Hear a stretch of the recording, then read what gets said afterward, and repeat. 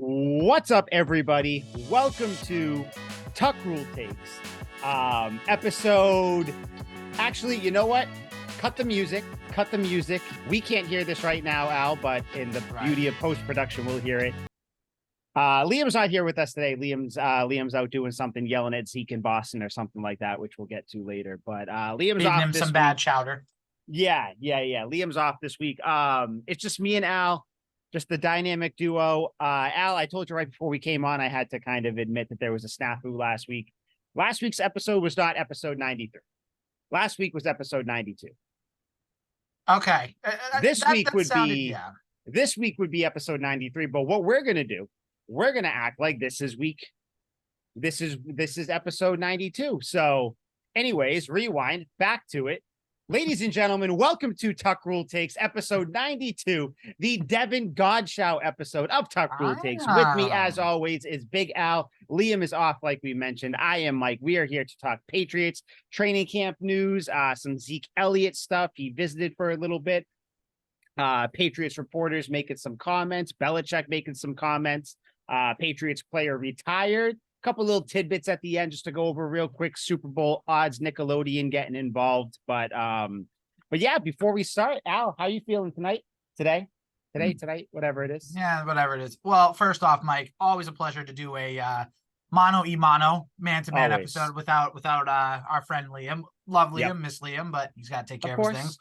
I'm a little annoyed, not the Patriots, at another Boston sports team for doing absolutely nothing, but we're not going to cross sports.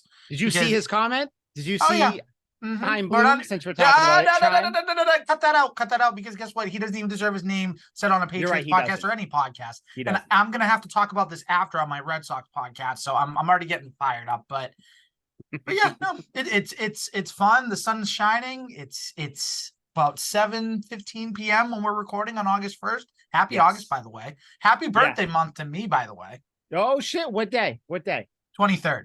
August 23rd. Okay, both turning my parents' 30 birthdays are this month too. So you're turning 30. Oh, look at you youngin', you little whippersnapper. Well, that's not what my girlfriend tells me. She calls me old man all the time, and I don't like it. Yeah, no, you're old as shit, technically, to everybody but me. Yeah, I was gonna say you're the geriatric grandpa of the group. I am. It is what it is. I definitely am. And before we get into Patriots news, I realized this weekend. Flew up to Virginia for my brother-in-law's wedding. Happy Sean, Britta. Neither one of you guys listened to this, but very congratulations to you guys. Congratulations. Went up there Saturday, flew up there, got there. The whole thing was Saturday evening. So we did it, all that fun stuff. We went out drinking after. I had, mind you, the whole day I probably had a glass of water total, and had like a sub at like 1:30 or something like that. So you didn't follow the mix in the water rule.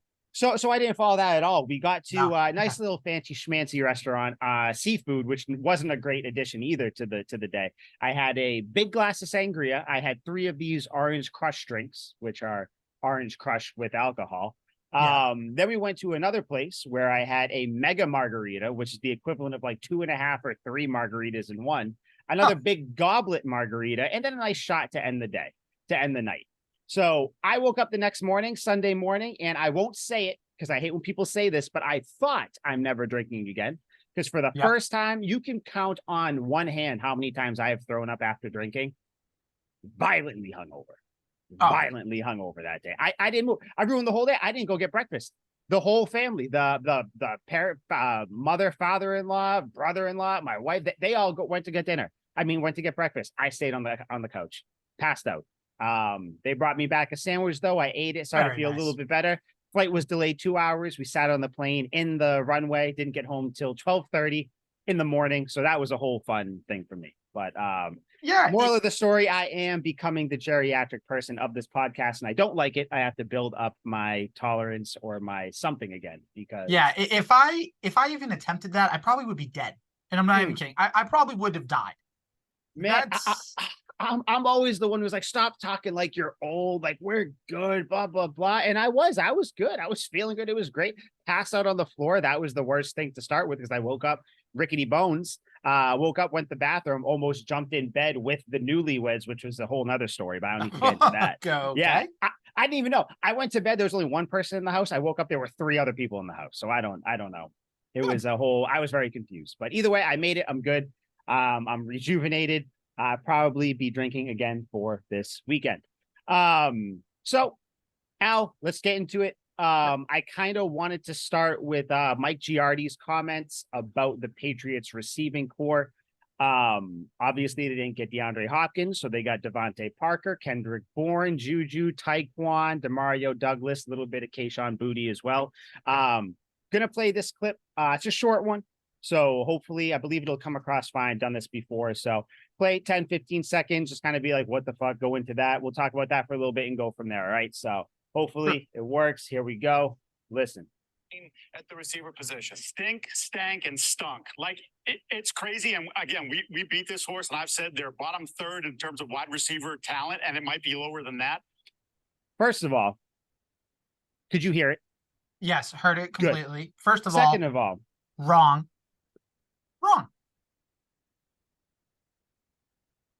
I'm not going to get into the stink, stank, stunk thing yet, because that's a whole thing kind of attached to what we talked about yesterday when we were talking about local media and everything. Patriots do not have a bottom third or a bottom three wide receiving core. They just simply do not. I don't see how you could think that. There's talent there. I don't get it. I would say, arguably, the Titans have a worse receiving core than them, and they just got DeAndre Hopkins. Yeah. So like, I don't see that at all. But hold on, let me just finish this thing and then we'll continue. Mm-hmm. But here in the first 5 days, 4 of which were spent not in pads, Kendrick Bourne until today didn't have a catch in 11 on 11. He had his first catch today. Tyquan Thornton had 2 catches on Sunday. Before that, nothing. Today, nothing. Devontae Parker, I wouldn't even know that he's out there. I don't think that counting catches that players have in practice is a good practice as anybody, a fan or anything, because you don't know what they're practicing that time. Now, Kendrick Bourne has been like, there's the whole thing with him, how he hasn't been utilized correctly and all that, and we understand that. Tyquan Thornton, a rookie, we all expect him to make the big jump and everything like that. But Devontae Parker, Al, you're on Twitter or you're on X now. A lot. So I'm sure it seems like every day we at least see his name thrown up out there, where it's like Devontae Parker made a nice catch over someone. He had a nice touchdown in the red zone, something like that. So I don't really understand the you wouldn't notice Devontae Parker thing out there. I don't understand that at all. But either way, hold up. We'll just finish the clip. I could not tell you one thing that he's done, and I am hyper-focused. Bedard's got me watching the offense. I'm hyper-focused on the skill guys. I can't tell you one thing he's done. The 2 best receivers have been Juju, who's making his living on crossing patterns, and Pop Douglas, the rookie. So, I don't know when crossing routes became bad things. I'm pretty sure Michael Thomas, one of the when he's healthy, top 5, top 8 receivers in the league, made his living off of crossing routes and no one said anything. Julian Edelman, kind of the same thing. A lot of players do that. I don't get it. And then he eventually goes on to say that, the Patriots have a bunch of guys who aren't even really number 2s and would barely even be number 3s. So I wanted to jump into that. First of all, before we talk about kind of really get into it there, thoughts on Mike Giardi's comments as a whole, wherever you want to start with that. I mean, the Devontae Parker thing, I'm having trouble understanding, Mike, because I have a couple of posts here, I guess, now, because we can't call them tweets anymore because it's X. So posts. Yeah, it's weird. I'm still, I don't like I see like this person reposted this. I'm like, oh, that's weird. I'm going to call it retweets. Yeah. But let's see here. So, and some very reputable names, Mike, I think you can agree. Evan Lazar, one very reputable name, said, this was an hour ago. So again, we're recording on August 1st. This will come out on August 2nd. Juju Smith-Schuster and Devontae Parker have consistently been the Patriots' top 2 receivers. Mike Reese writes for ESPN for the Patriots. Arguably the most credible and kind of even-keeled writer that's out there for the Pats. Yeah. Very fair. He when they get credit, when they do something well, he gives credit, and when they don't, then he rightfully craps on them, which is fine. Offensive highlight in a lighter practice. Mac Jones to Devontae Parker along the left sideline, with Parker leaping in the air for a contested 15-yard catch over Christian Gonzalez. Tight window, pinpoint throw. Parker does his part to bring it in. Andrew Callahan, NBC Sports Boston. Deep contested sideline completion to Devontae Parker. And I believe he said another one too. Devontae Parker's play of the day. So the Devontae Parker thing is really, really suspect to me, because last year, that was the big move that the Patriots made, making that trade with the Dolphins to get Devontae Parker in here. So that part is ludicrous to me. To have concern about Kendrick Bourne and Tyquan Thornton not being involved in the offense early on, okay, that's a fair point. You can be like, you'd like to see them get some more catches in practice just to be like, oh, the offense is going to be that spread out. But it's not anything that you really need to worry about yet. Keep in mind, it's been what, 6 days of practice? If that, 5 at least, maybe 6. Yep. So don't worry about that. That's fine. Everyone is saying that, and I'm going to reference him again, Bill O'Brien, this offense, Mike, it's spread out. That's the thing.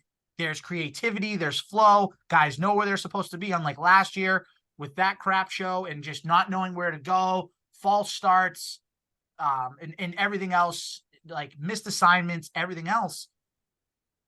So why are we harping on this? If you're going to be a run-heavy team, which it sounds like they're going to be again, which is fine, be a run-heavy team, pick your spots to throw, pick your play-action plays to exploit the defense, and score that way. That's fine. I don't care how they score. The wide receivers are going to be fine. A lot of this stuff has been red zone offense and red zone defense. So naturally, Mike, you're a football guy. Who's going to have the advantage? Defense every time. Bingo. Every time. They're going to, because they're working with a shorter field, they're going to have the advantage. And by the way, when the Patriots went down the field and actually like opened it up a little bit, even Andrew Callahan said Mac Jones was cooking. I believe he was 7 for 10 on the day when they were not doing red zone stuff, which was good. So again, don't worry about the wide receivers. If you want to worry about anything, like I said, Bourne and Thornton, like not getting involved early, especially after Belichick said that Kendrick Bourne had a great offseason, like, okay, fine. You can have a concern. Concern is not worry. Concern's like, oh, okay, I'm going to keep my eye on that. You know, but just to wrap it all up, because I know I'm going off here. No, keep going. This is a non-story. Don't worry about it. Now, in week 4 of the regular season, if Kendrick Bourne and Tyquan Thornton have like 2 catches total, then it's like, okay, then there's no wide receiver production. That's fine. But again, don't worry about it just yet. It was clickbait. That's all it was. Move on. Yeah, I don't get it. Like I said, if you want to be, or kind of like you mentioned there, if you want to be kind of more solely focused, like, or worried, concerned for Kendrick Bourne, like, oh, I'm concerned he might not be as crucial a part in this offense as we want him to be. Or like Tyquan Thornton, like, oh, I'm a little worried for him. Okay. But to bring it to like the whole receiving core as a group, I don't get that, because it's like clearly they're producing, and that's fine if you want to say that, you haven't seen Devontae Parker or whatever, but like just know that you're wrong, because that's like watching Undisputed when Skip Bayless would be like, he didn't pop off the screen to me, but I guess blah blah blah, and it's like, okay, but like that doesn't mean anything. Those are just like words, like it's not a thing. And it's just funny that there's all this talk about the wide receivers and stuff, but no one's talking about Hunter Henry. Of course, you bring up Mike Gesicki, which is fine, but he's also the secondary tight end. Like, he's the second tight end on the depth chart. So if you want to bring him up, he hasn't been getting as many catches, probably because Hunter Henry is the number 1 and he's been killing. So or there's been nothing bad about him. Like, people are saying he showed up a little bit leaner, he can get in and out of his routes better, so that's good. And then you're also just kind of not bringing up the context that should be brought up, where sure, the wide receiver room doesn't blow you away, but like you said, this team isn't going to live and die by their receivers.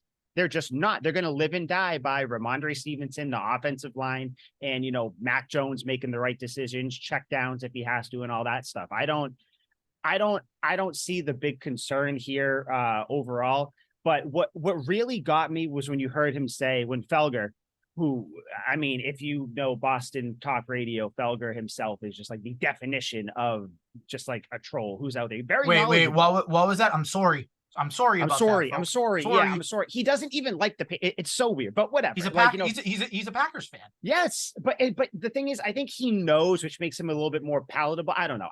I'm not a big fan of them. I don't listen to Boston radio anyways down here. I don't get it. But to say stink, stank, stunk, that to me, that's what pissed me off. And I tweeted something along these lines, and I was like, as someone who, granted, on Twitter or even in person, you say stupid shit and all that. But again, I'm not a reporter. I'm just a civilian. As a reporter, as a professional, that's the verbiage. That's your reporting that you use in there. Even if it doesn't even come off as a joke or something like that. That's how you describe these professionals who are actually doing their job. My issue with that is there's no like insight there. There's no reason to say that. You're saying that strictly to have people like you and I or other people write blogs or talk in podcasts about it. And that's my issue with the majority. I think we were talking about it last week where it's like 70-80% of the local media, they are, for lack of a better term, useless in the sense that they don't bring anything unique. None of that, very few of them. Now you have like your Mike Reese's, even your Tommy Currens, and I'm not a big fan of him, but he at least has some sort of insight, some sort of unique way of providing things, has some facts that other people might not have, things like that. But it's just like you have like the Giardis, the Ben Volans, the Greg Bedards, who just like regurgitate kind of what they think will get them clicks, or like kind of regurgitate headlines in different ways. It's just, to say that, and then to see Mike Giardi there standing next to all these players talking after practice today, I'm like, I want one of them to just turn to him and go, so stink, stank, stunk, huh? Like what were you like providing with that? And the thing is, it's not even like they just had a game where they all dropped multiple passes or whatever, which even then, it's not like totally acceptable, but you can understand maybe you're angry because it's like, like we want better, whatever. Dude, it's just, it's disgusting. It's embarrassing to see someone say that. And it's like, you're not even on talk radio in like the third hour where like maybe you just ran out of shit to say and that just slipped out because, you were trying to make a joke. No, you're on NBCSN and that's the first thing you'd say. Like, right. It's, to me, it's disrespectful. That's what it is. And that's why I have such disdain for so many of these Patriots reporters or Patriots, analysts or whatever. Where was the analytics in anything that he said? Anything other than just simply stating Kendrick Bourne had 1 catch today. That's not unique. Tyquan Thornton had 2 catches today. That you provide nothing to me. I can just Google search or search on Twitter, X, and just be like, how many catches did so-and-so have? How many, whatever. So that's the part that pisses me off. And just to say that, it's like, come on, man. And of course, it's no wonder that he now works with Greg Bedard, because Bedard would say that same type of thing. I just think it's disrespectful, man. That's like really what it comes down to. And like, you might think it's a heavy word, but it really is, dude, because why? They don't stink, stank, stunk. And just because you think it's cool because you know a Grinch quote, like, yeah. Like, you know what I mean? I don't get it. I don't get it. But yeah, that was kind of why, especially I'm happy that you were here for me to say that too, because that's why I have a lot of disdain for the local media. You do not provide me anything unique. You all say the same thing, and a lot of it is negative. That's why, like, I don't see a purpose in a lot of you people out there, like Andrew Callahan, different. I don't agree with a lot of things that he says, but at least he has different points of views. He has different takes here and there. It's not like something doesn't happen and I don't go, I know what Evan Lazar is going to say. Right. They're like, oh, I know what, Callahan's going to say. I know what Mike Reese is going to say. But if something happens, I can guarantee you, Boland's going to have an article about this tomorrow. Giardi, Felger, and Hawley, they're all going to be on NBC. They're going to say something. Ted Blockhead Johnson is going to say some crazy thing to Zola. Not, it's not cool. It's not cute. Just like, come on. Like, I'm just done with it. You know what I mean? I do. And with a guy like Callahan, as someone that's interviewed Andrew Callahan on past podcasts before, he's someone that, you're right, he does have that unique perspective, but he backs it up with facts, and he backs it up with knowing formations, knowing types of offenses and defenses and everything else. So he backs it up with that. some of these guys, they're throwing it out there for clickbait, and that's part of their job. They have to get clicks, and I understand that. Like and you mentioned Mike Felger, and it's funny. I talked to Joe Murray about this because Joe Murray and I, we'll text here and there, whatever. But the thing that makes Michael Felger is the fact that he can get you, he can trap you. So he can get you to say something, and then he can get you to say something, and then he'll question you on it. And when you don't back it up, it's an aha, got you moment. Like, gotcha. Yeah, he leads you right in. How he said it's like a, oh, what do you think? Blah, blah, blah, blah. And then boom, like that's and he makes you see his point of view on what goes on. And that's what makes Mike Felger one of the best, I'm saying, in the business in what he does. He gets people mad, and that's why people call in to argue, and that boosts up ratings. But we're not here for a business lesson. We're not here to learn about any of that. I did enough of that in college, learning about that. Anyways. I didn't go to college. I'm sorry. Sorry to hear that. Was that a personal choice? Yeah, kind of. Yeah. Then it just didn't. Sorry, I shouldn't ask. I wanted to be a sports journalist, and then I went to selling and detailing cars. So kind of the same, I guess. Kind of. I don't know. You got to deal with people, people. I love dealing with people. That's the whole thing. But like you said about Felger, he, for as much as I don't like him the majority of the time anymore, because I think he's kind of become less of what he was 5-6 years ago or whatever. But it's like he, at the very least, he is smart. Like he says things, and it's like he knows what he's doing. And sometimes he does just become like a gimmick of himself. But it's just different with him. Like he knows he's doing it almost in the same term. And I don't put them in these people in the same stratosphere, almost in the same thing of like Stephen A. Stephen A knows who he is. He knows how he's going to talk, how he's going to get people to be upset with him and all that. But at the end of the day, he's knowledgeable. You just don't like him sometimes. So that's the thing with him. But yeah, I don't, Stink, Stank, Stunk. I hope that comes up at some point in the year. I just hope it does at some point. Someone says something like that. For the reasons that you hope the wide receivers exceed that expectation as opposed to living up to it. Yes.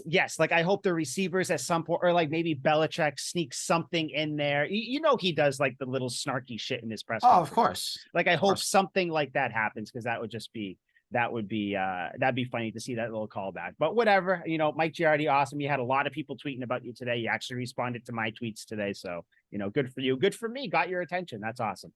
Giardi actually does respond on Twitter a lot, so if you do want to talk shit to him, just know he's probably going to respond. So nothing wrong with that. Yeah, nothing wrong with that. But I guess which way do you want to go next, Al? Do you want to go couple injuries, a certain thing? We had a guy that retired. You can kind of talk about that real quick. We had someone in for a visit. Where do you want to go next? Let's talk about the visit, because I feel like that's the most like newsworthy type of thing that's kind of happened. The visit. So part two this time. Running back part two edition. The same people that I saw being like, the visit with Ezekiel Elliott went well. I'm like, you sons of bitches said this about DeAndre Hopkins. So in case you don't know, Ezekiel Elliott visited with the Patriots over when was it? Not over the weekend. It was over the weekend, because today's Tuesday. Saturday. So yeah, it was. I got my days all messed up. But yeah, so it was Saturday. Yeah, it was Saturday, because I was looking at the news before when we were drinking. I was like, guys, check this out. I remember. Yeah. So I remember things. Zeke met with them. I guess he had dinner with Mac Jones too. There was a picture of them. Incredibly awkward picture. Did you see the picture? Yeah, it was them on one side, like looking at the booth. I think either they were waiting for someone, or the dudes that they were with were in the bathroom. It was one of the two. That's what came out. They said that there were there were place settings or menus or whatever on the other side. So I think people were there. So okay, whatever. But still, just a very weird visual. Like that's something strange. Just Zeke and Max sitting on the same side of the table, whatever. But yeah, Zeke came in. I guess the meeting and everything went good. Liam is not here, so I'll speak for him. I guess Liam tried to talk shit to Zeke at some point, because he maybe saw him in Boston or something. I doubt that happened, but who knows? We'll have Liam explain himself next week. Hopefully, And on TV how you have to censor things, you have to bleep things out. We will have to censor. Yes. Yeah, you're definitely gonna have to bleep out. Otherwise, we're gonna get canceled. Yeah. No, we don't need that. No. Nothing racist before that, because I just want that out there. That wasn't it. Just anyway, though. Yeah. Moving on from that. So Zeke Elliott coming here. I think we kind of talked about him a little bit. Everything's kind of died down. With Dalvin Cook going to the Jets, him saying he thinks he's going to sign there and everything. Zeke coming here. I want to know what really you have to say now without Liam interrupting with his Zeke hatred. I'll just throw my thoughts Cowboys hatred. Yeah, he hates them so much. I would like it to happen. I think Zeke knows he's not a starter. He's a great backup, not really change of pace, but just a great backup to Stevenson. I would love that. How do you feel about the meeting? How would you feel if he signed here? I'd be fine with it. And you know what? It's a good thing that Zeke spent more time Sunday in Foxborough and in Massachusetts, because usually when a guy spends a little more than a day in a place, Mike, when he's on a free agent visit, that's usually a very good sign. Yeah. Or maybe he's just wanted to see Boston for a little bit. Yeah, usually. Exactly. But with that, I mean, listen, Zeke's 28 years old. He can be a backup to Ramondre. Apparently he's a very good pass blocker, which is something I saw that too. Yeah. Which is fine. Like you can use him on all three downs if you really want to. You can use him specifically on short, like third and short, second and short, to kind of move the chains and everything. Mm-hmm. And he's not going to cost you a lot. Like I know I'm guilty of this. Like I know I said a couple weeks ago that I want to see them spend, more money for the big time players, but like for a player like Zeke, you're not going to have to pay him like that much money. You're really not. If you give him a couple million, give him like 2-3 million and say, here, Zeke, like here's a contract to play for the year. And then if you do well this season, you can go get a payday somewhere else. Yep. And listen, you brought in Leonard Fournette, you brought in Darnell Henderson, you brought in Ezekiel Elliott. What does that tell you too, Mike? They want to add to that running back room. And I don't know if it's just to have the veteran. I don't know if it's they don't like Kevin Harris or Pierre Strong. I don't think that's the case, but it's a possibility.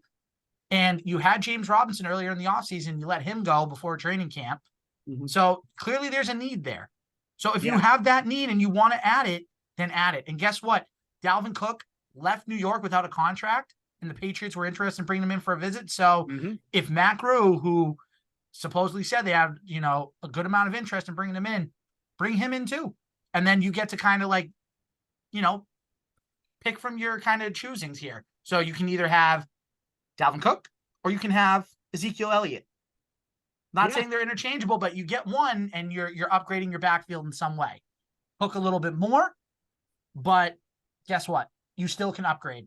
So either bring in Zeke or have Cook in for the visit, pay him a little bit more than you were going to pay Hopkins supposedly, and get that veteran running back in the backfield. Yeah. I mean, I think, like you said, I don't think it's an issue of them not having confidence in Harris or Strong, Kevin Harris or Pierre Strong. Their second-year running backs there, because I guess Pierre Strong has kind of been in the mix, playing with the ones here and there. I guess Kevin Harris took over when Stevenson was out for a little bit too, just kind of like some rest days here and there. I guess he showed up well, so they're all doing better. And Belichick has said so much about both of them too, so like they're doing well. I think it's just, if Stevenson goes down, do you want to put all your eggs in the basket of two unproven second-year guys? So. Like you said, they had James Robinson. So I think they want, not even I think, they want that veteran guy, because like you said, they're interested in Cook. They brought in Leonard Fournette and Henderson. I think Zeke would be definitely the, other than Cook, and maybe even on the same level as Cook, he would definitely be the flashiest name. Because, it's a former Cowboy coming over here. It's Zeke. Like, he's had his off-field things and this and that, but he's good. He's got the visor, the belly shirts, like just the whole nine. I would like to have him here because, not saying he's better than Dalvin Cook, because he's not. I think I saw Evan Lazar was getting killed on Twitter X because of that. He said something along the lines of, Zeke would be a better fit. He'd prefer him. And he was just like, I'm not saying that he's better than Dalvin Cook. He's not. We all know that. But having Zeke here, I think would be good, because you kind of saw him play that secondary role with Tony Pollard over in Dallas. You know, not so much like a backup role, but you kind of saw it. The fact that he came in, you like to think he knows that he's not going to be the starting back, which is fine. Like you said, come here for a year, have a good year, go out and get a contract then if that's what you think. You know, or sign a 2-year deal here and then retire after. At that point, you'd be in the league for 9 seasons. That's a lot. It's a long time for a running back to be in the league. So I would like Zeke here. I think you and I are the only 2 people on this podcast right now, or once our third co-host Liam is back, who would want that, because Liam is not going to want Zeke here. No. He does not like him, does not like the Cowboys. Kind of like I don't like the majority of Eagles players other than Jalen Mills, because I just think they have that Philly stink on them. Stink, stank, stunk, as some would say. But gee, where'd you get that line, Mike? Yeah, I don't know. I heard it today. Someone with my namesake. I heard him. Someone. Oh, I thought it was from the Grinch. But I mean, hey, I have been called the Grinch too. I hate Christmas. So that's true. Yeah, I forgot. Well, my birthday's a week before. I think it's just like self-consciously, like I'm more important than Christmas. I don't know. That's like how I think. I don't know how it goes, but this isn't about me. Right. Zeke, I would like to have him here. I think it'd be a good signing. I would like to see him signed soon, just to get that done, get him in here, see how he looks. I guess he was in good shape. That's what people were saying, which has been a thing the last couple of years with him. So CNC come in here would be awesome. I would like it. I'm assuming he gets your full vote of confidence, given everything that you just said anyway, too, right? Yeah. Hopefully he comes in. So yeah, we'll see what happens with Zeke. Next on the docket here, Bill Belichick had some comments about Mac Jones. Not even about Mac Jones, just about his team in the QB room itself. I'll just read you the comments. Ben Bolin asked him these questions. You've heard Ben Bolin's name a couple times on this podcast. But Ben Bolin asked him a couple questions about Mac Jones starting. Is he a starter? Blah, blah, blah. Don't know why people keep asking him this question, but this is how it went. The question was from Ben Bolin. Yesterday on Sirius, you were talking about the quarterbacks, and you said that we'll give them a chance to compete and see how that goes. Is that implying that the quarterback position is kind of open for competition during camp? Bill Belichick replied, everybody's out here competing, all 90 guys. That's what we're all here for, is to go out and compete. Ben Bolin, so Mac Jones isn't necessarily your day one starter. Belichick, everybody is out here competing. Everybody is out here competing. That's what everybody is doing. And then the last question that I'm going to talk about, Ben Bolin. We asked Mac the other day about his relationship. Is it good with you? And he said, I think so. Just curious. What's your characterization of your relationship? Belichick, I think my relationship is good with every player, including Mac. Yeah, of course. I talk to him every day. The fuck? What? I understand it's like the big thing in like New England. Like, does Belichick like you? Like, I want to hear Belichick say that he loves you. Like, I want to hear you say, I want to hear him say it, like whatever. But side note, when I was hungover as shit on Sunday, I watched the 30 for 30 with Bill Parcells and Bill Belichick. Oh, that's a great one. Anybody who has any questions about Belichick, watch that, because they tried to get them to tell each other that they love them at the end of the thing. And both of them were like, we're not gonna sit here and like get mushy over anything. That's not who Belichick is. He's not gonna come out and be like, I love Mac Jones, but whatever. He barely said it about Tom Brady until after he retired. So, but my whole thing with, is he your day one starter? What's going on? When has Belichick ever, other than like I don't even know the last time whenever these questions are asked, when has he ever been like, yes, he is our starter day one? The answer is always, we're all out here competing. Tom Brady even used to say that. We're all here competing. Matthew Slater, Devin McCourty, people whose jobs were solidified, and one of them still is, always come out here just trying to compete. That's the atmosphere that Belichick fosters. Why are we doing this? Do you want to know why? Yes, please. It's very easy, because who was one of the guys that you said before? Tom Brady. Tom Brady after 2001 was the even middle of 2001 when he had to choose between Brady and Bledsoe. Came out and said, Tom Brady's our quarterback. And for 20 years, Mike, you knew this. You never had to worry about that because you're always like, okay, Brady's the starter. Like, that's never, ever going to change. Now that there's a new quarterback and now that there's a little bit of questioning, there was a little bit of turmoil last year, even when Cam Newton came in 2020. Now the questions can be legit. Okay, who is your quarterback? Because it's a different time. It's just a different dynamic, a different feel. And now, because there's not that fallback of, Brady's our quarterback. Like, that's, you don't even have to ask that. It's that media wants more answers now. And you know what? All I'm going to say is all Belichick has to be like is, Max quarterback. That's it. And that's it. And then you can say Bailey, is a good quarterback too. And then that takes care of both, right? It takes care of Max, your starter, but you still like Zappy too, in case you need him. Like, it's both. It is. And I think if he said that once, then it shuts everything down. And then you can still go down the road, like you said. Oh, we're competing. But the quarterback is the position where, 20, how many teams are there in the NFL? 32? 32. I think 30 to 31 teams know who their quarterback is. There might be one or two that are having a battle. It's not a battle, by the way. I just want to make that clear. It's not a battle. Mac Jones is QB1. Everybody knows that. And we ride with Mac this year. We ride with him and hope that he has a great year. I think even Andrew, I keep bringing up his goddamn name. Andrew Callahan, I think, said, if the Patriots are, it might have been Taylor Kynes, whatever his name is, I forget what is it, but one of them might have said, if the Patriots have a QB competition, they're doing a really good job of hiding it. Right. Because Mac Jones is getting the ones. It's just like you said, I can now, would you prefer him? Would you want him to just kind of come out and be like, does this annoy you? Would you want him to come out and just be like, just say Max the starter? Like, it's an easy thing. You said it about Cam Newton in 2020, which maybe he thought he needed to say it about Cam Newton.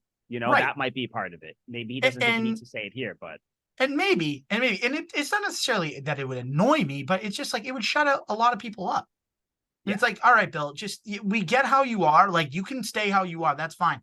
All you have to say is 4 words. Mac is our quarterback. 4 words. You say those 4 words, everybody else forgets that, and they move on to the next thing. They move on to the offensive line, how that could be a problem. They move on to, okay, could this be Matthew Slater's last season as a Patriot, which I think it's going to be, unfortunately, spoiler. But again, then it takes the focus off of it. That's why I want to hear it. Again, Belichick can be however he wants. Fine. He's been that way for over 20 years. Great. Just do it to shut people up. Yeah. That's it. Yeah. I mean, that would I think you can agree. Like, I know, you love the way Belichick is. I know Liam loves the way Belichick is. I know for the most part I do too, but you can agree that if he said those 4 words, it would take a lot of problems off the board. Oh, for sure. It's definitely, as a fan watching, it's frustrating because then you're not even necessarily getting frustrated with Belichick. It's just, you're frustrated with the fact that it keeps coming up and it's like, God, Bill, just say like, yes, he is, or even say it in some weird way, like he's practicing with the ones or something like that. But it's like that. I don't know. I think the main reason, it's like, listen, you are trying to foster this competition. That's how it's always been. But also, this is the 3rd-year quarterback who, as much as I love Mac Jones, he has something to prove this year. Yeah. So for Belichick to just go out there and be like, he's the starter. Belichick's not going to do that. Like, this isn't year 7. This isn't year 7 or 8 Tom Brady. Like, this isn't this isn't former MVP Cam Newton coming in. This is a 3rd-year quarterback who had a bad year last year for a litany of reasons, but he had a bad year. I think if anybody, Mac Jones does need to go out there every single day, which he has been, which I think he's going to continue to do. He needs to go out there every single day and prove that and win the job. Not that the job is up for grabs, but you need to win the day, win the job. I think Brady used to say that, where he wants to go out there and win the job every day, something along those lines. Brady used to say that. I think that's what Mac Jones is trying to do. That's what Belichick wants Mac Jones to do. Because what's he going to do? Come out here and say, oh, yeah, he's the starter. And then, like, I'm not saying Mac Jones would then all of a sudden stop trying. But it's like, no, that's not – Belichick's not going to give you anything. Nothing. He's going to come out and say, yeah, you need to earn this. You need to earn your spot here. That's what Juju needs to do. That's what Parker needs to do. That's what Cole Strange needs to do. That's what David and they all need to go out there and earn their roster spot. And I think that's just what he's trying to foster there and trying to get it into the young player's head that this is what needs to happen. That's all. So it's just certainly frustrating, but it's like, I don't think there's any question. I am very close to muting the word Bailey Zappi on all social media because I'm done. I don't care. There is no competition. I don't care. When I see his stats, I just get annoyed. I'm like, enough. I don't have the fever. Like, we're done with Bailey Zappi. Again, right. And again, like I said a little bit earlier, if it comes down to Matt gets hurt and you have to go to Zappi, then fine. You feel confident in that. It is what it is. Yeah. That's fine. Yeah. But then, like what happened last year, once Mac's ready, you put him right back in there. Unless he was struggling mightily, similar to like a Tony Banks, Trent Dilfer kind of situation with the Ravens back in 2000. If it gets that bad, then take him out. Fine. But otherwise, you stick with Mac Jones in 2023. Simple. Simple. Yep. Mac Jones is the starter. That's it. All I'm saying on the topic. That's it. Quick little other little bits here. Trent Brown's been very limited in practice. He's been kind of practicing with Judon off the field. Judon, by the way, practiced today, so everybody can calm down. He's not holding out. But Trent Brown, Cole Strange also got hurt yesterday as we're recording this. So it was Monday when he got a little banged up. I think he was back out there today. I don't remember what. Oh no, he wasn't. Cole Strange was not back out there today. I don't think so. No, I don't think so either. Couple banged up injuries there. We're 5-6 practices into training camp. Are you worried, concerned? What level, if any, are your offensive line woes? Because you would think in another clip by NBCSN, Tommy Curran was getting a little bit worked up about it, saying that, you might need to be a little bit worried or concerned about it. How do you feel about the offensive line? I am a little worried about the offensive line because it hasn't been fully healthy. Because fully healthy, right? Let's think about this, Mike. From left to right, it should look like this every single game. Trent Brown, Cole Strange, David Andrews, Michael Onwenu, and then you can go Riley Reef. Riley Reef, probably. I think it's Riley. Reef. He seems to be the guy. Or Riley McDermott. Reef or Calvin Anderson or whatever. That's fine. Yeah. But the reason I'm concerned is because they haven't been healthy. And last year, besides the offense being, a crap show, what was one of the big things that was going on? Their offensive line couldn't stay healthy. 34 sacks. Yep. Trent Brown was out for a little bit. David Andrews was out for a little bit. And Mike Onwenu I don't think he's practiced yet at all in training camp. I don't think so. I don't think he's so on the either. pup list. Yeah. He can come off at any time, but I think that's which I know Liam doesn't think he's great. I think you and I are on the same page. Very good offensive lineman. So I think he is just as important as David Andrews and Cole Strange in that interior of the line. Right. Would I have liked to see them in free agency get like a Mike McGlinchey when he was out there? Yes, of course. Like that's a top offensive lineman, and that makes your offensive line that much better. But remember last year, one of the Patriots' strengths of 2022 going into that season was their offensive line. And right now it's looking like their biggest concern. Now, again, is it because of the talent? No. When you put them together talent-wise, it's a good core. But you got to have them together. Yeah. And if they're not together and there's rotating pieces, that gives me a reason to be concerned. Yeah. I mean, I can understand. I'm not quite on a scale of 1 to 10. I'm like a 3 because I do. My eyebrows kind of raised up a little bit. That's what I consider a 3 because, like you said, I think it is not great that they haven't all played at the same time. Offensive line out of every position group on the field, they got to have the synergy. They got to play together. But now, am I worried that Cole Strange is going to be injured for a while? No. I'm not worried about David Andrews. No. Trent Brown, I guess he is in really good shape. I think with him, he's got to kind of play himself into shape. I think he's one of those players. So not necessarily worried about him really. Mike Onwenu, no one from the team seems to be like, no one's leaking anything. No one's saying that he's got this potential season-ending thing. So I'm kind of a question mark on him. And then right tackle, Riley Reef, it looks like he's going to be the starter. I mean, I don't know anything about him, so we'll see. I mean, best way to cover up a shitty lineman is to run plays right at him. So maybe that's what you do. I don't know. I'm not worried yet, but my eyebrows raised because I'm like, all right, like let's start to get this shit together. Come the second, preseason game, I want to see pretty much everybody healthy. I mean, Exactly. if you're giving David Andrews nights off, I'm fine with that. If Trent Brown is healthy, but you're giving him some physical day, that's fine. Get him out there. But I just want everybody healthy. I think the out of the offensive linemen, and this is what I want to ask before we move on real quick. Who do you think is the most crucial? They have to have a really good year, not like an average year, a really good year. Cole Strange. Because it's a second year in the league. Belichick has even said he's light years ahead of where he was last year.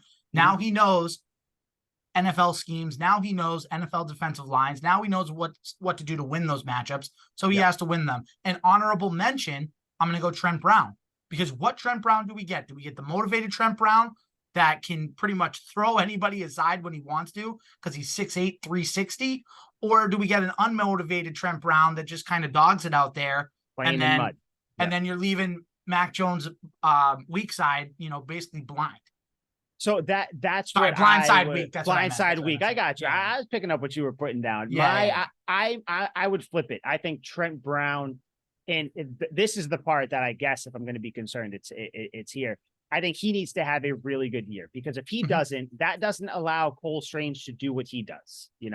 I think Cole Strange is going to have a good year, but that's very independent upon the guys next to him. I'm not worried about David Andrews. I'll never be worried about David Andrews.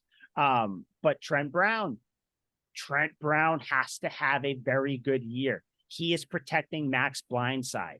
There's only so much that you can do by having a tight end chip or by having Cole Strange peel off his block or whatever. Trent Brown needs to have a good year. So we'll see what happens the rest of this week and, starting next week with practice, what happens with Trent Brown if he starts to get in there. If he's hobbled and God forbid he misses a few games, comes back a little, whatever, sluggish, anything, you might want to start, pumping up that concern level a little bit. But as of right now, like I said, it's just really tough for me to get too concerned about really any issue that you might see in practice, because that's why you practice to get better. So I don't know. You're practicing a whole new schemes and stuff with Bill O'Brien. We said this about Matt Patricia's offense last year, but there's a little bit of a different ring to it this year now when we say that, they're getting used to new schemes. So I'm not too concerned, but we'll see. Definitely something you got to monitor. But other news just came out today before we started recording. Jalen Hurd, wide receiver, the Patriots picked up, formerly of the 49ers, got put on the ILI or whatever list, and then 2 minutes later said that he retired. He was retired.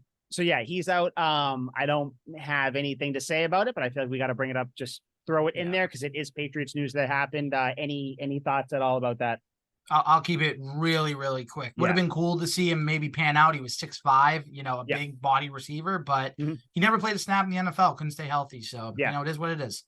Yeah, no, they picked up some other guy. I can't think of his name. He had kind of I'll find it. Kind of. Yeah, I think it's been in a couple of the tweets or posts about Jalen Hurd. Picked up a guy very similar in size. I think he's 6'3", 6'4", right around there. I think it was like Thyrick Pitts. Yes, from that's Chicago. Thyrick Pitts. Thick Thyrick Pitts. That's what I'm gonna call him. So we'll see. I mean, to me, they're interchangeable. I mean, I don't know anything about them. If they make one play this year, or if he makes one play this year, awesome. I'd love it. I think it'd be worth it. So we'll see. He might be a practice squad guy that gets picked up by the Titans because they have a bottom 3 wide receiving core. Two more things left. Nothing serious at all. Sports Center. Nope, not Sports Center. Sports Illustrated put out a 12 teams that they think have a real good shot of or a real shot of making it to the Super Bowl. One of those 12 teams, Al, were your New England Patriots. I've been saying it. I've been shouting it from the rooftops. Patriots are going to win the Super Bowl this year. I say it in jest, but what do you think of that?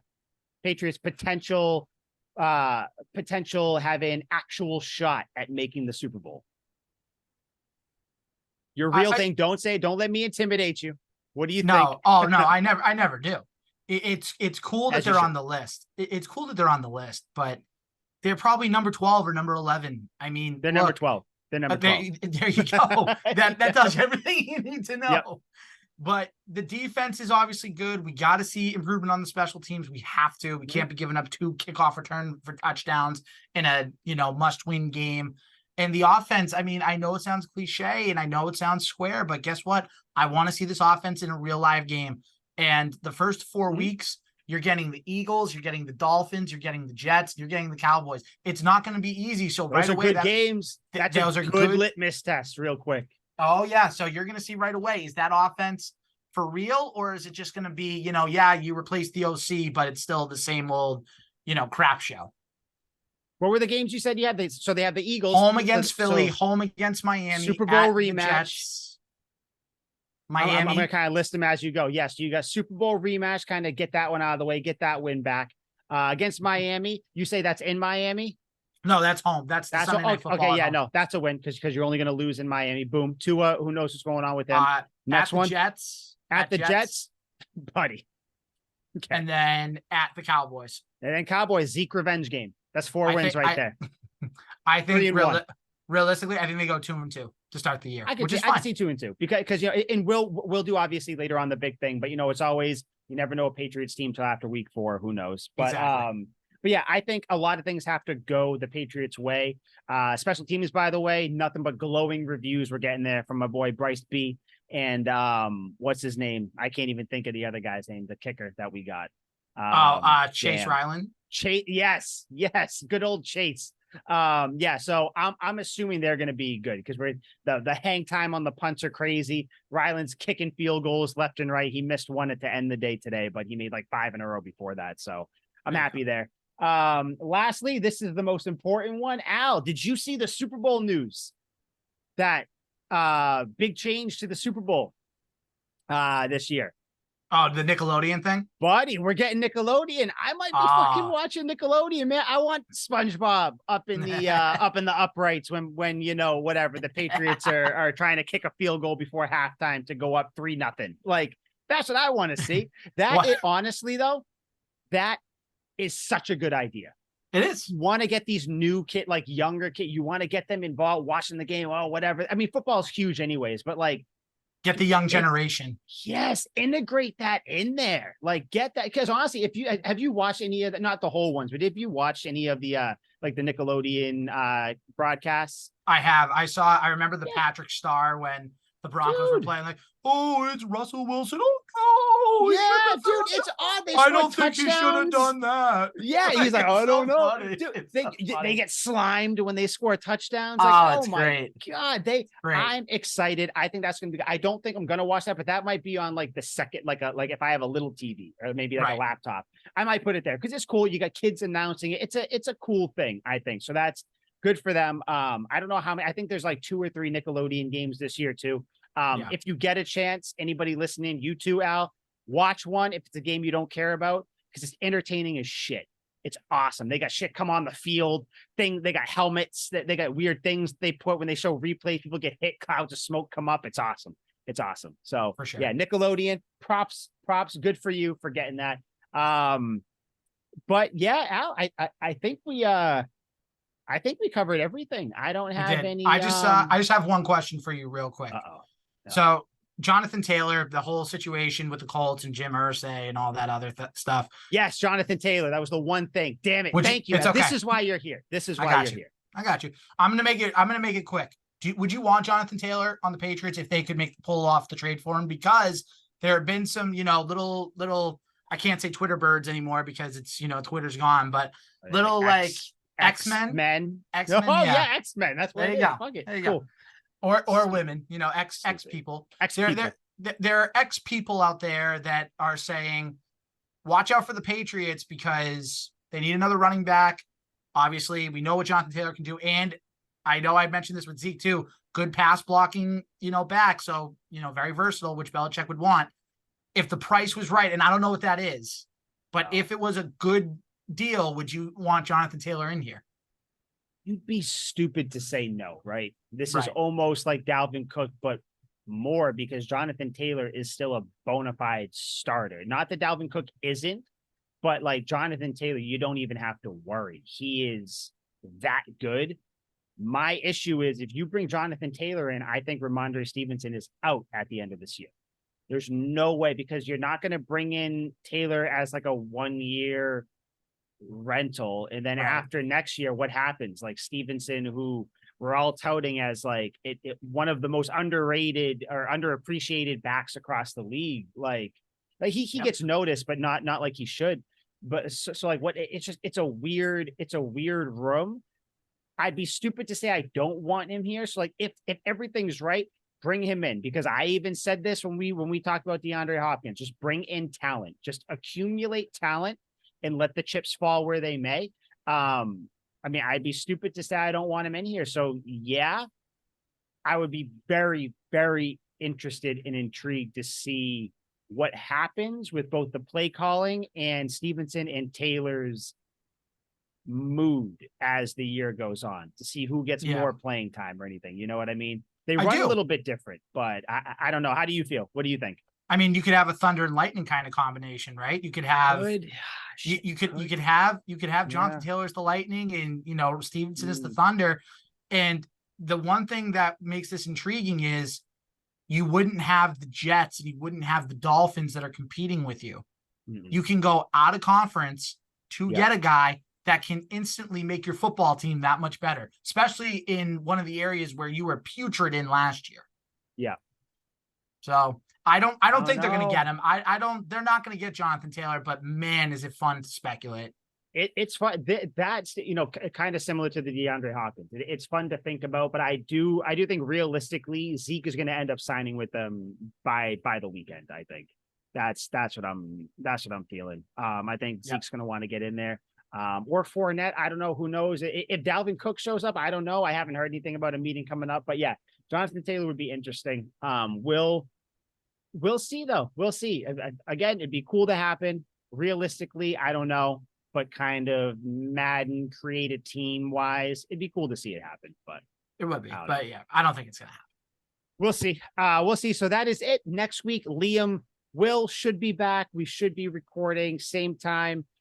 Pretty much for the most part coming out. And then once the season starts, we're going to obviously, make sure we get it out there at the same time. But anyway, every week though, we will have an episode out for you guys. But yeah, I got nothing else. So for Al, for no Liam, this was Mike, this was Tuck Rule Takes. And yeah, see you later. We're out. See you next week.